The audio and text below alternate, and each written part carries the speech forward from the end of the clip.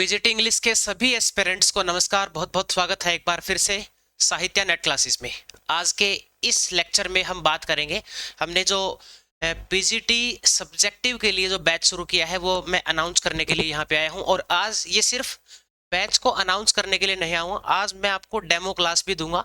आपको सारी स्ट्रेटेजी मैं समझाऊंगा कि किस तरह से आपको जो एग्जाम में लिखना है, क्वेश्चंस आपने कैसे जो पैटर्न है उसको समझना है और कैसे आपको आंसर्स करने हैं। इन सारी चीज़ों के बारे में हम बात करेंगे। सही स्ट्रेटजी क्या होनी चाहिए, किस तरह से आपको लिखना है कि आपके मार्क्स ना कटें, आपको पूरे नंबर जो है वो मिले। तो देखिए, सभी विद्यार्थी एक बार जरूर ये सोचेंगे कि लगातार हम इतने टाइम से प्रैक्टिस कर रहे हैं, लिखने की प्रैक्टिस भी कर रहे होंगे, क्वेश्चंस मटेरियल उनके पास बहुत ज़्यादा नहीं होगा।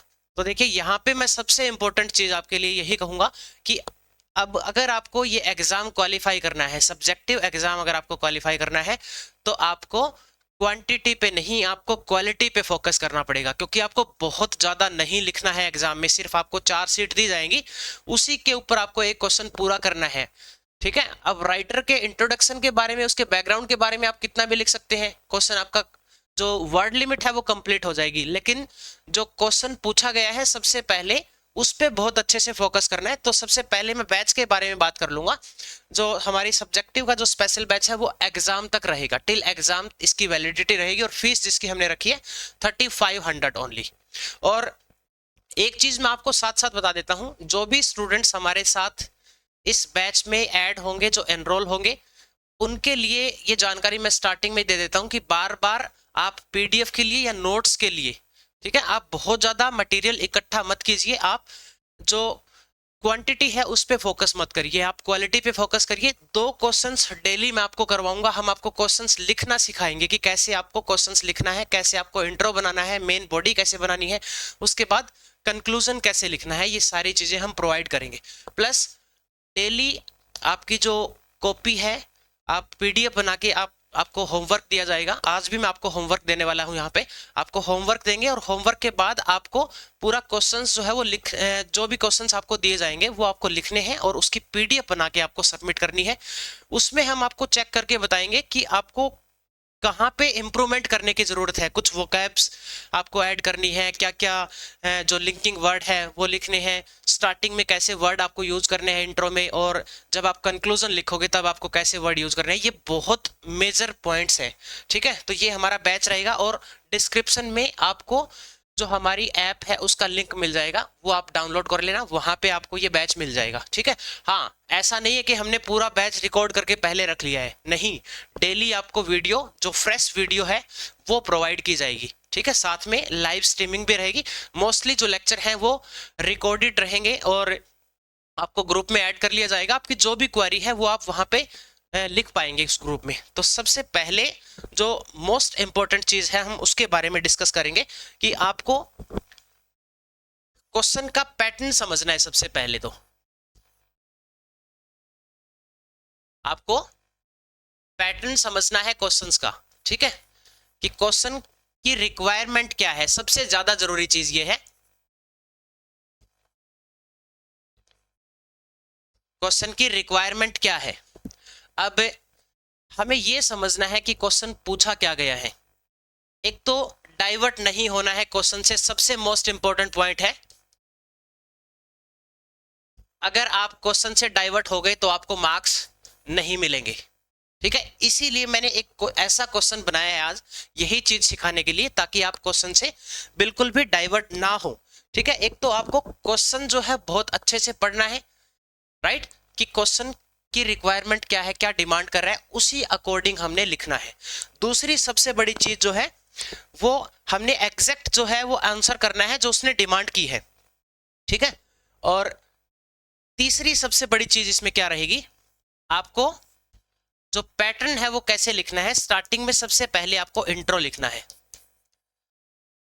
लेकिन 2-3 बार एक्सरसाइज करके ही आपको पता चल जाएगा कि आपको इंट्रो में कितने वर्ड्स लिखने हैं। ये नहीं कि इंट्रो में आपने 1.5 पेज भर दिया, 2 पेज भर दिए, लेकिन उसके बाद कंक्लूजन कहाँ लिखोगे, मेन बॉडी कैसे बनाओगे। एटलीस्ट आपको जो 4 सीट मिलेगी उसमें से मेन बॉडी लिखने के लिए आपको 2 सीट रखनी है। 2 से ज़्यादा ही रखनी है। और स्टार्टिंग का जो पहली सीट होगी उसमें आपको इंट्रो लिखना है और उसी पे आपको मेन बॉडी स्टार्ट करनी है। ठीक है, ये सबसे इंपॉर्टेंट चीज़ है। इंट्रो, उसके बाद हमारी जो मेन बॉडी है वो रहेगी और उसके बाद हमारा कंक्लूजन रहेगा।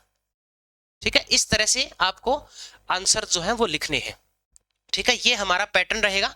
और उसके बाद अभी मैंने जो एक क्वेश्चन बनाया है एज ए डेमो के लिए, तो मैं सबसे पहले जो हमारा मेजर राइटर है मैं उसी पे डिस्कस करूंगा। और आपको पता है सबसे मेजर राइटर जो है वो हर एग्जाम में जहां से क्वेश्चन आते हैं, जिनका नाम बहुत बड़ा नाम है इनका, एलिजाबेथन एज के बहुत सबसे बड़े ड्रामेटिस्ट माने जाते हैं विलियम शेक्सपियर। तो यहाँ पे क्वेश्चन क्या बनाया गया है, William Shakespeare in English literature as a tragedy writer. अब क्वेश्चन समझिए, राइटर यहाँ पे एज ए ट्रेजेडी राइटर पूछा गया है। तो फर्स्ट ऑफ ऑल आपको अवॉइड क्या करना है, एक सिंगल चीज आप इस क्वेश्चन में ऐसे नहीं लिखेंगे कि उसने कितने सारे प्ले लिखे हैं, कितने सोनेट्स लिखे हैं, कितने कॉमेडी प्ले लिखे हैं, कितने आपने टोटल उसने प्ले लिखे हैं। जैसे बहुत सारे स्टूडेंट्स हैं वो इंट्रो कैसे बनाएंगे, he was a famous Elizabethan poet, dramatist, actor, he wrote 154 sonnets, 37 and half plays. ये इंट्रो गलत होगा, आपको ये इंफॉर्मेशन नहीं देनी है। उसके बहुत ज्यादा बैकग्राउंड में नहीं जाना है। वहां पे आपको रिक्वायर क्या किया गया है, क्वेश्चन की रिक्वायरमेंट ये है कि एज ए ट्रेजेडी राइटर बताना है। आप ट्रेजेडी राइटर कितना भी लिख सकते हो इसमें, ठीक है, लेकिन उसके ना ही आपको एज ए पोएट उसको डिस्कस करना है, ना ही एज ए कॉमिक राइटर उसको डिस्कस करना है। ठीक है, कॉमेडी के बारे में एक सिंगल वर्ड भी आप यूज नहीं करोगे। ठीक है, अगर आपने यूज कर दिया तो आप क्वेश्चन से डाइवर्ट हो रहे हैं और आपके मार्क्स वहीं पे डिडक्ट हो जाएंगे। सबसे इंपॉर्टेंट चीज, राइट। अब देखो मैंने यहाँ पे लिखा है विलियम शेक्सपियर, बर्थ के बारे में बता दिया, चलो थोड़ा सा, ठीक है, बहुत ज्यादा नहीं करना है इतना भी। बर्थ मैंने ब्रैकेट में यहीं पे डाल दिया, ठीक है, 1564 टू 1616। इंग्लिश प्लेराइट है, पोइट है और एक्टर भी रहा है अपने टाइम का फेमस, और ग्रेटेस्ट राइटर माना जाता है English language and words, pre eminent dramatist. इनको इंग्लैंड का नेशनल पोइट भी कंसीडर किया जाता है और बार्ड ऑफ एवोन भी इनको बोला जाता है। Bard means poet and stands as the one of the most influential tragedy writer in literary history, crafting plays that explore the depth of human emotions, frailty and complexity. ठीक है, his tragic works are renowned for their profound insight in human nature. renowned का मतलब है यहाँ पे जो famous लोग हैं उस टाइम के या पहले के टाइम के, उनको इंक्लूड किया गया है। Revealing intricate ways, personal flaws and external circumstances can lead to devastating consequence. ये इतना सा इंट्रो मैंने बनाया है। इसमें आप 2-4 लाइनें अगर आपको कम लगता है तो आप और ऐड कर सकते हैं, लेकिन आपको ये ध्यान रखना है, ठीक है। देखो 2 क्वेश्चन यहाँ पे कवर हो रहे हैं। How Shakespeare contribute in English drama specially in the field of, यहाँ पे भी ट्रेजेडी दिया गया है कि ट्रेजेडी के फील्ड में हमने बात करनी है यहाँ पे, राइट। चलो अब आगे, मोस्ट फेमस ट्रेजेडी आ गई, हैमलेट। अब सबको पता है हैमलेट मोस्ट फेमस है, उसके अलावा किंग लियर मोस्ट फेमस है, इसके अलावा ओथेलो मोस्ट फेमस है। 4 ट्रेजेडी के लिए तो बहुत फेमस है ये, किंग लियर, ओथेलो, हैमलेट और मैकबेथ।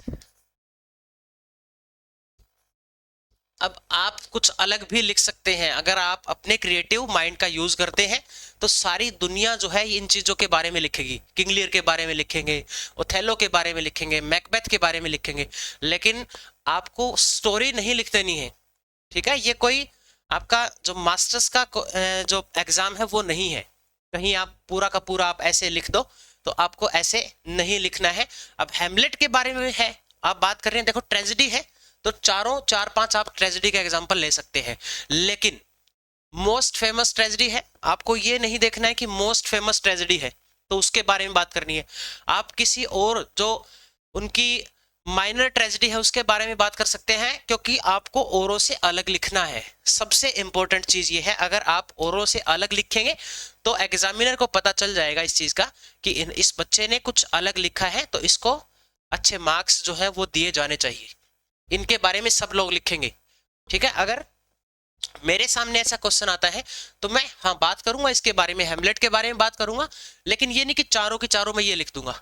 और ऐसा ही मैंने इसमें किया है, ठीक है। तो पहले ही मैंने क्या किया, हेमलेट के बारे में बात की, ठीक है। इसमें साइकोलॉजिकल एक्सप्लोरेशन की गई है। The play follows prince Hamlet's internal struggle with revenge, indecision and madness for his father's murder. अब सबको पता है कि इसके फादर का मर्डर हुआ, लेकिन मैंने इसके अंदर ये नहीं कि पूरी स्टोरी लिख दी है, स्टोरी आपको भी नहीं लिखनी है।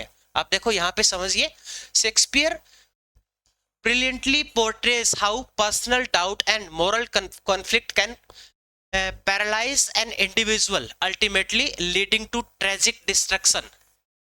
क्या लिखा है उसने, बड़े बड़े चतुर दिमाग से उसने ये लिखा है कि कैसे एक जो पर्सनल डाउट और मॉरल कॉन्फ्लिक्ट है वो पैरालाइज कर देता है एक इंडिविजुअल को, जिसकी वजह से उसका ट्रेजिक डिस्ट्रक्शन हो गया। हेमलेट में ऐसा ही हुआ था। हेमलेट ने क्या किया, उसके पर्सनल इमोशंस की वजह से वो उसको बैलेंस नहीं कर पाया, जिसको हम बोलते हैं टू बी और नॉट टू बी। क्योंकि ये बहुत फेमस टू बी और नॉट टू बी वाला एग्जांपल है, ये तो आपको जरूर मेंशन करना चाहिए कि उसने ना ही तो एक्शन लिया समय पे, जिसकी वजह से क्या हुआ, प्रोक्रेस्टिनेशन हो गया, जिसकी वजह से ट्रेजिक फ्लो हुआ, जिसको हम हमर्सिया बोलते हैं, ठीक है। तो अब ये हमर्सिया क्यों हुआ इसमें, क्योंकि उसने डिले किया, वो एक्शन ले सकता था। ये है टू बी और नॉट टू बी, जिसको हम बोलते हैं अपोरिया। अपोरिया ये टर्म किसकी है, अपोरिया जो है हमारे लिटरेरी थ्योरी में आती है ये टर्म। अपोरिया का मतलब यहाँ पे क्या होता है, जब हम एक ऐसी सिचुएशन में फंस जाते हैं जहां से हम डिसीजन नहीं ले पाते कि हमें ये चीज डिसाइड करनी चाहिए या वो चीज डिसाइड। इसका सबसे बेस्ट एग्जांपल हम अगर बात करें, रॉबर्ट फ्रॉस्ट की एक पोएम है द रोड नॉट टेकन। उसमें वो एक जगह पे आके खड़ा हो गया जहां से दो रास्ते जा रहे हैं। एक रास्ता ऐसा है जो साफ सुथरा है, दूसरा जिसपे घास फूस उगी हुई है। तो वहां पे वो एक ऐसी स्थिति में फंसा हुआ है कि कहीं मैंने गलत रास्ता तो चूज नहीं कर लिया हो, या ये वाले रास्ते पे जाऊंगा तो हो सकता है मुझे मेरी मंजिल तक ना लेके जाए, या मैंने दूसरा चूज कर लिया तो ये भी मुझे मेरी मंजिल पे ना लेके जाए, हो सकता है पहले जो मैंने नहीं चूज किया वो रास्ता सही हो। तो इस तरह की जब कंफ्यूजन होती है, state of confusion, when we are not able to take our decision, that is called aporia, ठीक है। इसमें अपोरिया का भी आप डाल सकते हैं थोड़ा सा रेफरेंस। उसके अलावा अब ये मैंने खत्म कर दिया इतने में, मैंने इसकी स्टोरी नहीं लिखी है। उसके बाद मैंने इसकी थीम लिखी है, रिवेंज एंड जस्टिस। अब थीम क्या है, प्रिंस हेमलेट के फादर हेमलेट का मर्डर कर दिया, उसी के भाई क्लोडियस ने, ठीक है। किंग हेमलेट के छोटे भाई क्लोडियस ने उसका मर्डर कर दिया। अब उसको बदला लेना है, प्रिंस हेमलेट को बदला लेना है, तो थीम किसकी हुई, रिवेंज की थीम है। और क्या चाहिए उसको, उसको जस्टिस चाहिए, right. One of the central theme of Hamlet is revenge. The protagonist Hamlet is driven by the need of avenge his father's murder by killing his uncle Claudius. The play examines the moral consequence of revenge. क्या हुआ इसमें, ये play क्या examine करता है, moral consequence, revenge की वजह से क्या कॉन्सिक्वेंस हुआ, and the internal conflict it goes and the destructive impact can have on the individual and society. अब एक मैंने इसमें आपको ज्यादा लिखने की जरूरत नहीं है कि आप एक और इसमें थीम लिख दोगे, लेकिन हाँ फेमस थीम है, मैडनेस की भी है, तो आप ऐड कर सकते हैं इसमें, राइट। दो थीम मैंने यहाँ पे ऐड कर दी, ठीक है। चलो अब आगे देखते हैं, रोमियो एंड जूलियट डाल दिया मैंने। अब आप कहोगे कि किंग लियर भी डाल सकते हैं, मैकबेथ, जी हाँ आप बिल्कुल डाल सकते हैं, लेकिन मैं कुछ अलग लिखने की कोशिश करूंगा ताकि दूसरे जो स्टूडेंट्स हैं उनसे मेरा जो कंटेंट है वो सिमिलर ना हो। आपको भी ये ध्यान रखना है, अगर मैं खुद एग्जाम में मेरे सामने एक क्वेश्चन आता है तो मैं रोमियो एंड जूलियट भी नहीं बल्कि मैं टाइटस एंड्रोनिकस डालूंगा, क्योंकि जहां तक मैंने पूरा उसका टेक्स्ट पढ़ा है टाइटस एंड्रोनिकस का, उससे खतरनाक ट्रेजेडी विलियम शेक्सपियर की और कोई दूसरी नहीं है, ठीक है। जिसमें एक लेडी है, उसके खुद के बच्चों को मार के उसकी कुछ पाई, मतलब कुछ खाना बना के उसी लेडी को खिलाया जा रहा है। तो मतलब क्या, कितनी एक डरावनी सी चीज है ये। वो है ट्रेजेडी। ठीक है, वैसे ट्रेजेडी है ये, बहुत अच्छी ट्रेजेडी लिखी है शेक्सपियर ने, लेकिन अगर आपने टाइटस एंड्रोनिकस नहीं पढ़ी तो बेसिक्स ही आप उसकी स्टोरी आप जरूर पढ़िए, ताकि हो सकता है आपको एग्जाम में काम आए। राइट, रोमियो एंड जूलियट के बारे में भी सबको पता होगा कि ये इसने शेक्सपियर ने अपनी एबिलिटी दिखाई है to blend passionate love what devastating social constant. The young lover's story reveals how societal division and family rivalries can crush individual desires. अब पूरी स्टोरी मैंने इतनी सी इसमें डाल दी है। आपको मैं बार बार ये बात बोल रहा हूं, आपको स्टोरी नहीं लिखनी है, आपको स्टोरी नहीं लिखनी है, सिर्फ आपको ब्रीफ में उसका एकदम से, अगर आपने रोमियो एंड जूलियट के बारे में बता रहे हैं तो 3-4 लाइन में वो कंप्लीट हो जाना चाहिए। उसके अलावा द ओवरऑल थीम है फिर इसकी रोमियो एंड जूलियट की tragic consequence of the intense impulsive love and the destructive power of the familial conflict. Shakespeare explore how love, when coupled with youthful passion and societal constraint, can lead to the destructive outcomes.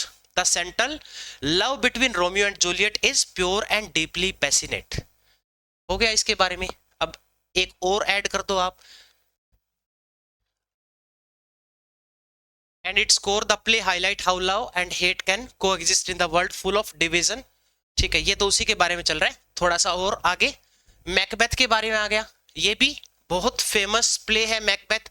Macbeth explore another dimension of the tragedy focusing on ambitions. ये देखो ये क्या है इसमें, ambition. क्या ambition था Macbeth का? King Duncan को मार दिया, खुद राजा बनना चाहता था, ये एम्बिशन था। इस एम्बिशन की वजह से ही उसका खुद का डाउनफॉल हो गया। ठीक है, किंग को मार दिया और बहुत सारे इसने षड्यंत्र रचे। जो प्रोफेसी हुई थी कि तुम्हारे बेटे जो है वो किंग नहीं बनेंगे, ठीक है, दूसरा उसके साथ जो था उसका बेटा राजा बनेगा, तो उसने उसको और उसके बेटे को मरवाने की साजिश करी। ऐसी भी प्रोफेसी हुई कि तुम्हें जब तक बिरनम का वुड चल के नहीं आएगा तब तक तुम्हें कोई नहीं मार सकता। और एक चीज और, जो अपनी मदर की वोम से पैदा नहीं हुआ, सिर्फ उससे तुम्हें खतरा है। अब उसको लगता है कि सारे अपनी मदर की वोम से पैदा हुए, लेकिन लास्ट में जो मैकटफ आता है वो बताता है कि मुझे सिजेरियन ऑपरेशन से पैदा किया गया था, तो मैं मेरी मदर की वोम से पैदा नहीं हुआ, मैं तुम्हें मारूंगा। तो वो उसको मार देता है। Macbeth descent into darkness driven by the prophecy and his wife manipulation. This is the most important point. उसकी वाइफ की मैनिपुलेशन की वजह से ही उसने ये आगे स्टेप लिया था। उसकी वाइफ ने कहा था कि नहीं है भाई, अगर राजा बनने का मौका है तो कौन छोड़ेगा इसको, भाई बनना है बनो। ठीक है, ऐसे ही उसने उसको मैनिपुलेट किया अपने हस्बैंड को, और उसने किंग डंकन का मर्डर कर दिया। Right, the play explore how unchecked ambition can lead to moral corruption, guilt and ultimately destruction. Macbeth desire for power spurred by the prophecy of the witches and his wife persuasion derives him the commits regicide and the series of increasingly horrifying action and secure his reign. This ambition also bring about his downfall and his paranoia and guilt consume him leading to his tragic end. उसकी भी tragic ending हो गई Macbeth की भी. Ultimately Macbeth is a tragedy about the destructive nature of the ambition and the personal and societal consequence of the moral corruption. हो गया ये इसकी ट्रेजेडी के बारे में. What makes Shakespeare tragedy extra ordinary. अब हम कंक्लूड कर रहे हैं. अब सबसे पहले एक चीज आपको, मैं एक चीज और बतानी आपको भूल गया. यहां पे देखो आपको इंपॉर्टेंट चीजें क्या ऐड करनी है.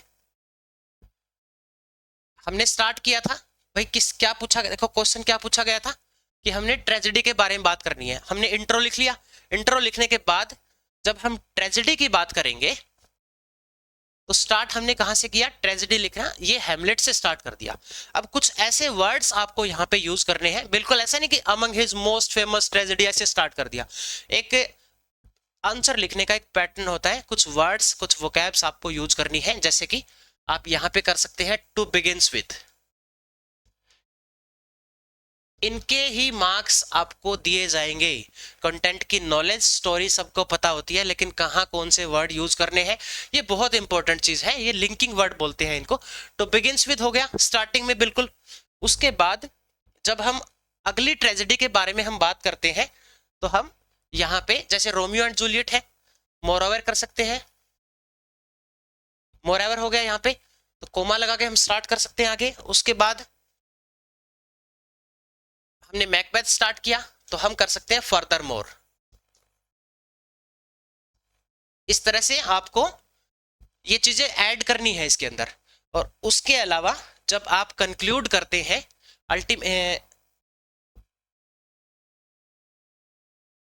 अल्टीमेटली मैकबेथ इज ट्रेजेडी, यहां से हम कंक्लूजन स्टार्ट कर रहे हैं लिखना।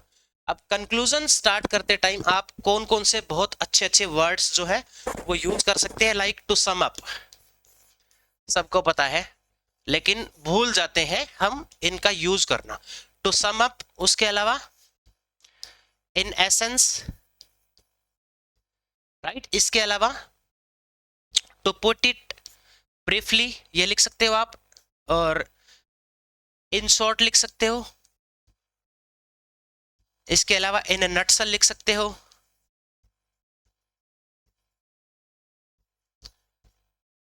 इस तरह के आपको यूज करने हैं लिंकिंग वर्ड। ऐसे आपको यहां पे लिख दिया इन ए नटसल, in a nutshell what makes Shakespeare tragedy extraordinary is his nuanced character development. He doesn't simply present heroes and villains but complex human being struggling with the internal and external challenge. His characters feel profound, real, making their eventually downfall deeply moving and the universal relatable.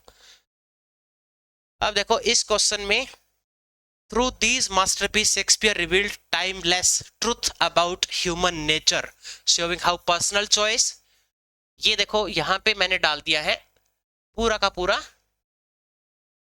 Shakespeare की tragedy का निचोड़। How personal choice, societal pressure and individual emotions intertwine to create deeply tragic narrative that continue to resonate with the audience centuries after their creation. हो गया। अब यहां पे आप इसी चीज से आप इंट्रो ले सकते हो। अगर शेक्सपियर पे कोई क्वेश्चन आता है तो आप एज इट इज इंट्रो ये यूज कर सकते हो, ठीक है। अब मैं आपको एक क्वेश्चन देने वाला था ना, तो मेरा क्वेश्चन क्या है जो यहां पे लिखा हुआ है,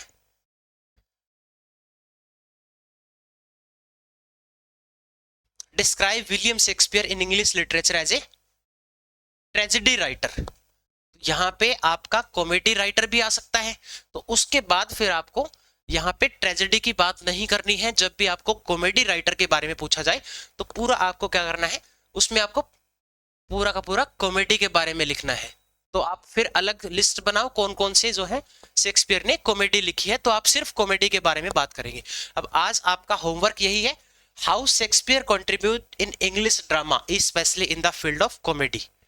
अभी मैंने आपको एज ए ट्रेजेडी राइटर जो है वो बता दिया है, अब आपको कॉमेडी राइटर लिखना है। और लिख के जो भी हमारे स्टूडेंट्स जो हमारे बैच में एनरोल होंगे तो वो मुझे अपनी सीट जो है वो शेयर कर सकते हैं पीडीएफ बना के, ठीक है। किसी तरह की कोई भी क्वेरी हो, आप दिए गए जो कॉन्टैक्ट नंबर दिया था डिस्क्रिप्शन में भी आपको कॉन्टैक्ट नंबर मिल जाएगा, आप वहाँ पे फ़ोन कर सकते हैं। हाँ, एक चीज़ मैं आपको बता देता हूँ, मैं आपको बहुत सारी चीज़ें एडवांस में देने वाला नहीं हूँ, ठीक है। तो इस चीज़ के लिए अगर आपने कहीं और से भी कोचिंग ले रखी हो या लेना चाहते हो तो आप बिल्कुल ले सकते हैं, आपके ऊपर किसी तरह का कोई दबाव नहीं है।